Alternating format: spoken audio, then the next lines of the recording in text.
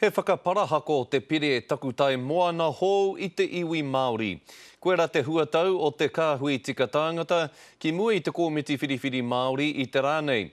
He ai ki te kāhui tika tāngata me riro I te kāwanatanga me ngā hapū te mana whakahaere o ngā takutai. Ana I te pūrongo a Kingi Kiriona.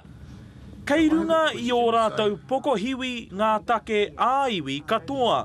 A e ai ki te kāhui tika tangata, he kaikiri tonu te pire takutai moana hou. It's not about Māori privilege, it's about actually restoring justice. The bill is still discriminatory because, in fact, as the Attorney General has stated, it still requires things of customary title holders that it doesn't require of private title holders. E ai ki te kāhui tika tangata, aha koa he pai ake te pire hou I te pire o mua, e whā ngā wāhanga me whakatika-tika. Tuatahi me whakawhānui ake ngā wāhi o te takutai, e tae ai e ngā hapū te kokoraho.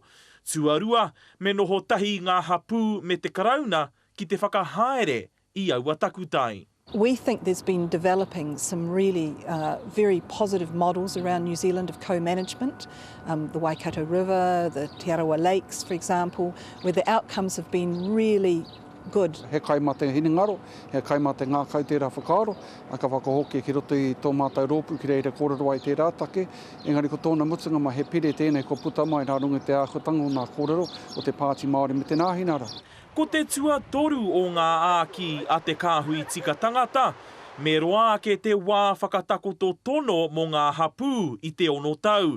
A me ukui hoki I te wāhanga, e mate ai te Māori ki te whakaatu I tana noho pūmau ki te takutai. Ko pai tērā whakaaro kia hau nei, mena he uaua kia haere ki te kōti ki te whakaritea ngā take tūturu ki te takutai moana, ai mea te whakaaro hea te titiro te tini pia tērā wāhanga. Kei te kaha nui te tōtara wāhirua ki te pire hou, nā te kūare e ai ki te kāhui tika tangata. He oi te āhua nei, kei tuātu I te kūare o te iwi, te raruraru, Kingi Kiriona, te karere.